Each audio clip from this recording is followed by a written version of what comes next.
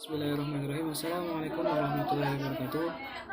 Perkenalkan, nama saya Ahmad Fahmi Rizal dengan NPM 2101003. Saya akan menjelaskan tentang materi yang berjudul Ulumul Quran. 1. Pengertian Ulumul Quran. Ulumul Quran dikutip dari bahasa Arab, terdiri dari dua kalimat, yaitu ulum yang mempunyai arti memahami, dan sedangkan lim yang bentuk jamaknya al-fahmu yang berarti paham. Sebelum membahas lanjut tentang ulumul Quran, kata Al-Quran sendiri adalah diambil dari bahasa Arab, yakni qara'a, yang mempunyai arti membaca. Definisi ulumul Quran berdasarkan istilahnya sebagai ulama.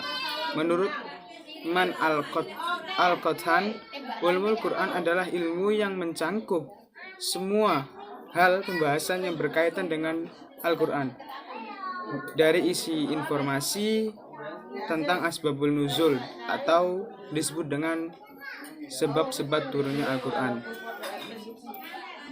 Ada lagi ulama yang mengutip menurut Al-Zarqani, ulumul Quran beberapa paham tentang kaitannya dengan Al-Quran melalui dari cara membaca mukjizat, naskah, pembahasan, dan lain-lain.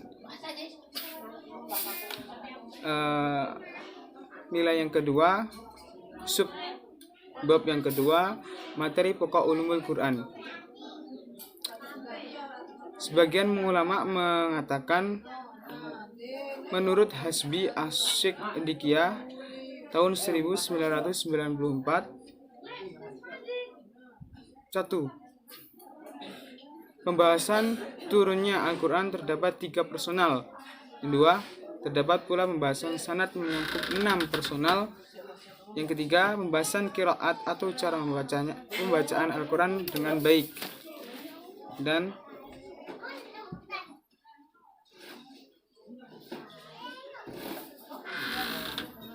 Dan pembahasan makna Al-Quran yang berkaitan dengan hukum personal, dan pembahasan makna Al-Quran yang berkaitan dengan kata-kata Al-Quran.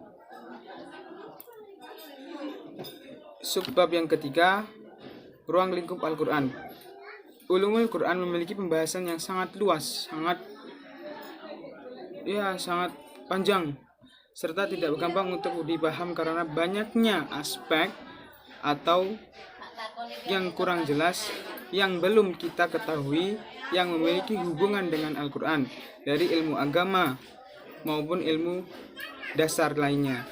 Mempelajari tentang kitab-kitab bahasa Arab, namun menurut ulama Hasbi Asy-Syiqdikiyah, berbagai macam pembahasan ulumul Quran pada dasarnya tetap kembali ke 6 hal yang yaitu sebagai berikut.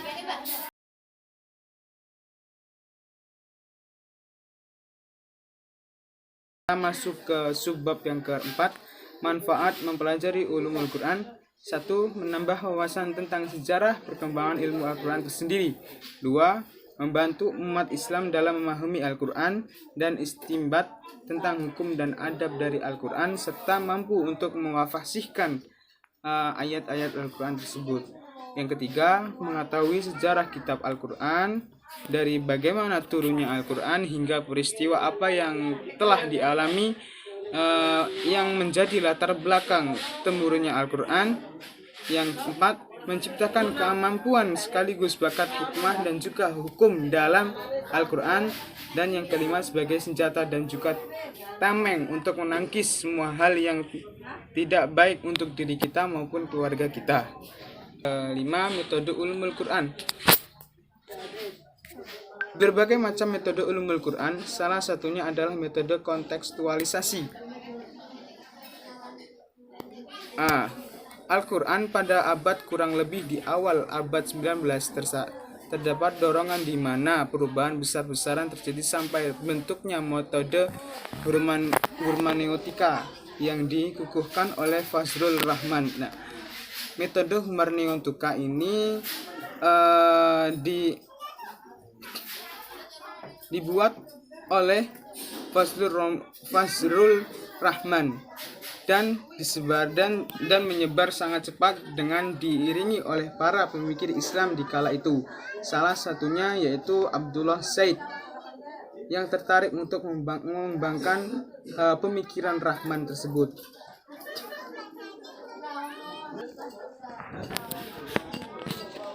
Sejarah perkembangan ulumul Quran. Al-Quran diturunkan pada Nabi Muhammad lantaran malaikat Jibril, diturunkan secara berangsur-angsur melewati problem yang sangat panjang. Perkembangan Al-Quran pada zaman dahulu sangatlah pesat, dikarenakan ketika Nabi menerima wahyu dari Allah, beliau langsung menyampaikannya kepada para sahabat, dan begitu juga para sahabat pun menyampaikan ke sahabat lain, yaitu proses penyampaian wahyu yang diterima oleh Rasulullah dan sampaikan kepada para sahabat, mencatat atau menulisnya sampai atau mushaf yang utuh dan juga tersusun rapi.